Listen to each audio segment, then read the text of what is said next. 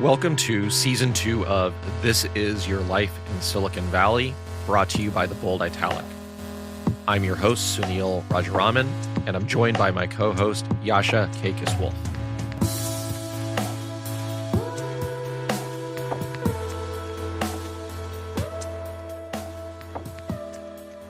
What do you get when you cross a brilliant product manager, a podcast host, a community-building sci-fi lover, and a Giants fan? You get today's guest. Veronica Belmont is really a great San Franciscan. A great San Franciscan that didn't come from San Francisco, but absolutely owns it here. Different neighborhoods, aware of sports, cares about politics and social interactions. Veronica is kind of the whole real deal here. Yeah, she's the real deal. She's extremely down to earth, and I love her passion about local politics. Yeah, we had a great time talking to Veronica. This is a great episode. You're going to love it. Give it a listen. Veronica, we really appreciate you coming on to This Is Your Life in Silicon Valley. Thank you for being here. Thank you for having me. Are you a Bay Area native? I am not. Not technically, no. Not technically. Well, let's talk about the technicality of being a Bay Area native. Where did you grow up? I'm very far away from here in Connecticut. In Connecticut? Did you play lacrosse? That's a requirement, No, right? I did not at all. No, I played tennis though. That's very also. I was a tennis player. I was a collegiate tennis player. Big tennis fan. Right on. What were you, singles or doubles? Both, actually, but mostly doubles. Sunil was a star in the SCIAC League down in Southern California, which is a very competitive league of liberal arts colleges. I don't know if you knew that. Well, so Veronica went to a liberal arts college, I believe. I did. And actually, how I found out that I got accepted into Emerson was the tennis coach called me before I received my acceptance letter and said, "Hey, so are you going to join the tennis team? Are you going to play tennis for us?" And I was like, "Does that mean I got into the college?" And he was like, "Oh, I can't speak to that. You'll just have to wait for your acceptance letter." And I was like, "Okay, all right, okay." Did you play college tennis? I did not know. I was way too into what I was working on school-wise. I was pretty heads down. When you were growing up in Connecticut and then to school at Emerson, did you think that the Bay Area would ever be your home? Was it ever a glistening, I think I would be interested to live out there? Not at all. San Francisco to me was just this mythological place, this Narnia across the country. I had no idea what it was about other than what I saw on television or in movies.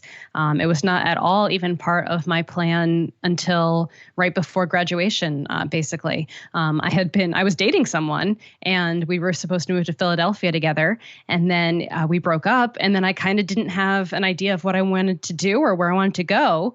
And two of my best girlfriends were moving out here. And so I basically just hopped in the car with them and drove cross country and ended up in San Francisco. So you end up in San Francisco, but, people know who you are. And I feel like you've been rather prolific in your career. You're well known in sort of science fiction circles. I remember Mahalo Daily. No, you don't. I do. In fact, I was in Mahalo's offices. I used to live in LA many, many times. Awesome. But I feel like, you do a lot of stuff. But I want to get to know Veronica, the Bay Area resident. So tell us about your life here. What is it like? What do you like to do? Where do you like to go? Wow, that's a big question. So I've been out here since 2004.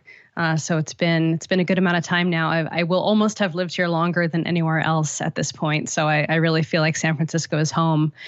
I love San Francisco for so many different reasons. I think one of my top reasons is because it's so close to nature. I think that's something that's really unique about the Bay Area is that you could feel like you're in a big city and then you just drive an hour and you're in the middle of a giant redwood forest and you can't hear anyone for miles around. Or you can drive 4 hours up to Tahoe and just be in the wilderness or Shasta or any number of outdoorsy, fantastic places. And that was a part of me that I had never explored until I got out here. I always loved nature, but actually being able to go backpacking and being able to go from the ocean to the mountains in a few hours, it's something that you don't get everywhere. And I think we're so extremely fortunate to be able to have those resources on hand. I thought you were going to say the Giants. I am a massive Giants fan. I got like a flag behind me somewhere. Yeah, baseball was always something I loved, and I grew up a Red Sox fan. So Red Sox still definitely my AL team. Love them. But yeah, there's something just, I mean, maybe I always rooted for an underdog. So coming into San Francisco and the Giants were fine, but they weren't amazing. And then just seeing them rise so exponentially and getting to have so much success. And now they're, a little bit of an underdog again in certain ways. Do you think sports is ingrained into the Bay Area culture? I mean, it is for you, but is it a part of what goes on around here? Oh, all of my neighbors are huge sports fans in one way or the other. I think I'm surrounded on all sides. I can tell whenever the games are on by massive Warriors fans. And then, yeah, people of the 49ers. It's just, it feels like a huge part. It feels like a sports city. And coming from Boston, especially, which is also a massive sports city, like I felt some kinship there with the really deep love for the team, and it doesn't feel bandwagony. Like I think people make fun of Giants fans sometimes and say, oh, you didn't like them until they started winning World Series. But I don't know if that's necessarily true. I feel like that deep love was already really intrinsic to the vibe of San Francisco and the people who have been here for a long time. And they just really, they root for them. I totally buy that. When we moved here as a family, we're a family of 5, and we were in Portland most recently. When we moved down here, like sports isn't really a big part of Portland other than the Timbers. And that at the time that we left wasn't really that big of a deal. And we showed up here and it was the World Series and the Giants won, and our neighborhood ran out into the street and we're shooting off fireworks, and our family didn't know what to do. Like, what is this? Yeah, is this normal? Kind of intense. We were used to baseball rioting in Boston, so it was not too weird. You're like, man, this is West Coast passive aggressive fan cheering stuff. Man. Yeah, those West Coast fans. Veronica, when you walk on the streets in San Francisco, do people recognize you? No, actually, more people recognize my dog at this point. It leads me into just over the past 10 years, and you've been, podcaster, you've been a media personality, in short. What do you think about the rise of celebrity culture in the Silicon Valley? So, it feels like, I want to say around 2008, thereabouts, Kevin Rose gets on the cover of a magazine, and all of a sudden, it becomes cool to become a celebrity here. What's your reaction to that, and what are your thoughts about celebrity in Silicon Valley? It's interesting because I feel like we don't have, I think maybe New York and of course LA with actual movie stars and stuff, it would be the closest comparisons. Because in New York you have, celebutantes, or like people who are in the society or fashion spaces, and those are kind of the local celebrities or people you see out and about on town. And in San Francisco, those are just like VCs or CEOs or prominent people who are thought leaders in the technology space. And so that's kind of our equivalent. And I don't know, it doesn't really matter. I think people sometimes who get the most attention are just the biggest blowhards, and they don't necessarily have the best things to say. They just are the loudest. And I think social media really helps kind of, that echo chamber keeps those things going in a really big way. So, what I think is also good, though, about social media is that you have an opportunity to highlight voices that aren't necessarily being heard as much. That's something I try to do with my following, is find the voices that need to be amplified and share those more frequently or as much as I can, and just kind of add some counterbalance to the noise. And you do have massive social media followings, as people who are listening to this probably already are aware. How often are you able to create real connections with social media followers? And are there any good stories you have as they relate to the Bay Area? Oh, yeah. I mean, frequently. So Sword and Laser, for example. Well, I have to credit a lot of my following with the fact that I was just a super early adopter on a lot of these platforms. And so I got on and started using them relatively early. I think I'm like 11,000 or something on Twitter. I joined in October of 2006. Instagram also super early. And just being able to have like authentic conversations with people like from the beginning. Some of the people I still talk to online, I've known for over a decade now on social media.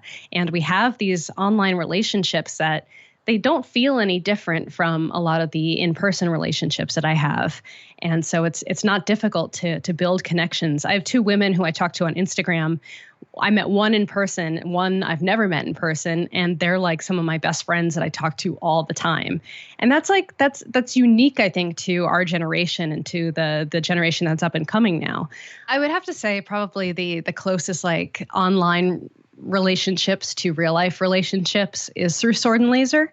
So Sword and Laser is a sci-fi fantasy book club that I started back in 2007 with my co-host Tom. And it was an online book club for many, many years. And then we started doing kind of like in-person meetups in the cities that we lived in.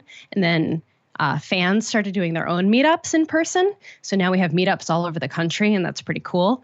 But our San Francisco meetup is great. We do it at Borderlands, the sci-fi fantasy bookstore that's on Valencia Street. It's been there forever, is now moving to Lower Haight, but that's understandable. I'll have to go to Lower Haight now, or Upper Haight rather, and have to. I used to live there, so that's kind of like the joke. It's like, oh, now that I moved out of the neighborhood, now you're taking my favorite bookstore back to my old neighborhood, fine, whatever. But I'm just happy they're still going to be around. But being able to have that in-person connection and get to actually talk like a normal book club in person with a glass of tea and get to see everybody. And like people are having kids and relationships and getting to keep up with that throughout the years, both in person and online is really special. That sounds so idyllic. Like to actually meet up and be nice to people that you meet online and do that in your neighborhood. Is that really what the Bay Area is about to you? Is that how you like interact with the Bay Area? Or is I this want just, it to be. Yeah, but it's not really. You kind of sounded like when you were talking about celebrity that there's something underneath there of like there's a lot of blowhards and maybe a couple other pointed things. Like, are you optimistic about what's going on in the Bay Area right now? Like when you see the future 10 years out in the Bay Area, is it a good place to be anymore? I want it to be, but I don't know sometimes. I think there's so many problems that we're dealing with. And it's very hard for me as someone who, hard for me from a perspective of great privilege, of course, but, seeing the differences in income equality and the stress and the strife that the industry that I belong to and work in is causing on people, it's stressful and it makes me feel shitty and it makes me feel bad and it makes me want to do more and help more. But I just don't know how these problems are going to get solved. I feel like we just have... I think a lot of other cities have similar problems. It seems like it's very hard to get anything done here. And I think this recent mayoral race is kind of highlighting a lot of the issues where, to me, I'm not extremely political and up to speed on even the politics here in San Francisco, but it feels like the politicians are all saying a lot of the same things, just in slightly different ways. And I don't even know who has the power or the ability to get anything done anymore. And I don't know what the answers are. So I guess... You want to endorse anybody for the mayoral race right now? Honestly, I'm not going to decide until I'm in that booth. I have no idea who I'm going to vote for. So is that weird? No, that's not weird. We're hearing a lot of people conflicted and undecided, and we just had your former colleague Molly Wood as a guest recently. Oh, nice. Mm-hmm. And she brought up bringing back Jerry Brown at some point, and he would be maybe that's an interesting idea. Maybe somebody who could fix the city. But I think this is a very, very tense time in the city. Let me ask you. You mentioned this as someone coming from a place of great privilege. Is there anything you see that's low-hanging fruit that the tech industry or whatever should be doing right now to improve life in the Bay Area? Just something that's obvious. Oh, that's a really good question. You can't say scooters. I don't know what to do about the scooters, man. That's a wild problem or situation, rather. I feel like sometimes I'm just so shocked by the amount of money that big tech has. And it feels sometimes like just give some money to build some houses, or just build some money to clean up some streets, or adopt a street, or do something and try to help the homeless people in your area or near your office building in some meaningful kind of way. And maybe they are, and I just don't know about it. Or I know that a lot of those companies have days of giving where they go out and they go to homeless shelters and help feed folks or do whatever. But it's just, I think that's where I get frustrated, because I know there's so much money floating around here just mythically. Of course, you know what I mean. Yeah, no. Silicon Valley is the rest of the country's ATM for politics and for pretty much everything else. I was just outside a little bit ago catching some cash. Oh yeah. Were you? Yeah. Someone was literally making it rain and you were just like, oh. If you walk up and down Embarcadero, like right before the bells ring at noon, there's cash flying everywhere. Fascinating. Yeah. That's what the Tuesday noon siren is? It's the money siren? Not everybody knows that. That's a little bit of San Francisco trivia that we're happy to introduce here for the first time. And I'd love the economics lesson on how to avoid hyperinflation when that happens. So, yeah, that's in the next episode. Okay. So anyway, I'm not a business person. I'm not privy to the intricacies of how a lot of this stuff works, but it's just I can see how people are frustrated by the differences and how you hear about a company being bought for, $300 million that makes an app that does something that doesn't feel all that beneficial to society. And you're like, damn, that's a lot of money.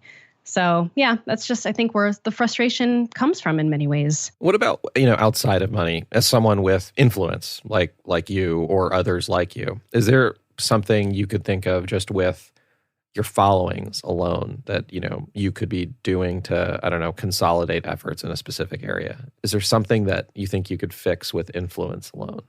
Yeah, I would love some ideas. That'd be amazing. I think definitely there's a lot of women and women of color and people who want to start businesses or work in technology who might not be getting the same opportunities that people with more, availability for that have. And so being able to make connections for those types of people and be able to bring more access and diversity to companies, I think you can kind of build that up and help make change from the inside. I want to shift gears a little bit and talk about the art scene in the Bay Area. I think a lot of the big arts organizations, called the opera, the ballet, et cetera, are all struggling right now. They're trying to figure out kind of what they need to do next. How do they get attached to the new group of people that live here? But there's another kind of art scene that's thriving, and it's more in some of the pocket industries that are like the tattoo artists and maybe the graffiti artists that are showing up in different places. I'm calling this out in particular because yesterday on Instagram, Veronica, you had made mention of getting some tattoos or a tattoo. What do you see going on in the artist community that makes you interested in getting tattoos here in the Bay Area over going back to Connecticut? Yeah, I mean, it's a great scene out here. I think there's a lot of extremely talented artists, and I think San Francisco is the kind of place where you can feel like you can still be gainfully employed and have a lot of tattoos. Like that's not necessarily true still in a lot of places in the United States, or industries at least. But tech tends to be pretty laid back about that kind of stuff, at least in my perspective. But yeah, there's a lot of great shops in San Francisco and have been for many years. And I only recently got into tattoo art within the past few years or so. So I'm still pretty new to it myself. Where do you go? So I've gone to a couple places. I've gone to Temperance Tattoo, which is in the Tenderloin, and most recently Black Serum, which is down in the Mission, and actually is a block away from where I used to live. And it was pretty cool to get to go back to that area and get to experience a new shop and Black meet Serum all is the on artists there. Valencia, is that right? Yeah, it's Valencia and 14th. Yeah. We had a really cool episode in the first season where we talked to Elaine, who's the founder of Ritual Coffee. And, nice. And she is one of the representatives that keeps Valencia Street kind of the way that it is, where there is zero tolerance or zero allowance for big box stores to come in. I think it's interesting that you can find great places like Black Serum that show up on Valencia as well. Man, there's something to that. Though, that block on Valencia Street is so different from when I lived there. Like when I lived there, it was like Four Barrel had just kind of moved in, and it was like, oh, that's a pretty cool hip spot. Okay, now that entire block is just cool stuff and very hip, very for better or for worse, depending on who you are. It's definitely changed a lot in that area of Valencia Street. I mean, definitely, and we've become almost so desensitized to how much stuff costs. So I'm curious. With all of the new businesses coming in, et cetera, we all make purchases we feel bad about. Is there something that you bought recently in San Francisco that, did I just really do that? Did I just spend $12 on a piece of avocado toast? Or is there did I just do that moment that you can think of? I buy all my expensive shit online, you guys. I don't know. You're like, I had 18 boxes on my stoop and no, you can't. Yeah. Oh gosh, that's a good question. I'm like literally looking around my office, like, what have I bought recently? We do have a joke about the avocado toast, though. Every time I order avocado toast, which I tend to do quite a bit, my husband goes, "Well, great, now we can't afford the mortgage." So Neil was very excited. We're Bay Area people and Bay Area families, but neither of us live in San Francisco in particular. And so Neil and I got really excited, or Neil got really excited because there was an avocado toast shop that opened up right by his house down in San Francisco. It's literally named Avocado Toast. I walked in and I didn't see any avocados. It looks like it's a rebranded Subway. That's weird. Yeah, it's funny how we get these food trends in the city. Right now, I feel like it's really poke bowls is the hot item. Like every store opening up is a poke bowl place. That went from something somewhere to absolutely everywhere in the entire world in like a month. It was great. Yeah. I was in Berlin a couple of weeks ago, and one of our local teammates that I was meeting with was like, "Let's go to lunch." Great new place. It's right by the office in Kreuzberg. And we show up, and it's a poke bowl place. And I was like, how did that happen? It was so fast. $14. It's like a viral spread. Yeah. Without even thinking about it, you drop $14. Veronica, we ask everybody that is on the show one question, which is on the social networks that you're spending your time, or on the networks that you're spending your time, do you have a recommended follow or followers that you would recommend to the listeners here to go pay attention to? Oh, you already told me not to do kale salad. I can't do kale salad. I was only saying that I also like kale salad. That's all. But that's a good one. Oh gosh, that's a really hard question because I follow so many people. I'm still pretty obsessed with Anil Dash. I think he's like one of the great Twitter people of all time. Andy Bio is also a long time internet person who just knows everything about what's going on in internet culture and society. And he helps run the XOXO conference up in Portland, which is coming back this year, which is one of my favorite events to go to of all time. So yeah, those two guys are absolutely fantastic. Sailor J is one of my new favorite social media follows of all time. She doesn't follow me. It's okay. That was a Freudian slip. I just want her to so badly. She's super cool. She does these amazing makeup tutorials, but they're not really makeup tutorials. They're actually like discussions about like social justice and rights. And it's very funny. She's one of the funniest people I've ever heard. Those are good ones. I do want to ask one more question. Mm-hmm. And if you could imagine, we talked about the mayoral race. If there's one person that could fix San Francisco, forget, whether they're in tech, not in tech, et cetera, you could magically just appoint someone mayor. And you can do that on election day. Who would it be? Honestly, it could be Bill Gates. Bill Gates? Bill Gates. Yeah. Okay, there we go. I think Bill Gates would also make a really amazing president. I also just kind of want him to just I trust him that he's smart enough that he could just do whatever he wanted and it would probably be okay. So I want him more as like dictator more than president, I guess. I think that would probably be in our best interest at this point. I think he would be a benevolent dictator. Me? I think he would be. He would be? Okay, yeah. I would probably be pretty evil. I wouldn't go with me. Really? We would have guessed you would be benevolent also. Mandatory tattoos of humpback whales. Yeah, that's right. I like it. Veronica, thank you so much for joining us today on This Is Your Life in Silicon Valley. We appreciate the time. Thank you for having me. Thank you. I decree that all people in San Francisco must have humpback whale tattoos. Are we declaring you dictator? Well, maybe that was my impersonation of you being dictator. I see. Well, I discovered today that you're a tattoo guy. I had no idea. I'm happy that after the years that we've known each other, there are still some things that you don't know about me yet. All we have to do is sit in a cramped room and invite other people in. Well, maybe that's like a strategy for life that we've also learned here. Today's episode with Veronica was awesome. I mean, she's incredibly down to earth, and we hope you enjoyed the interview as much as we did.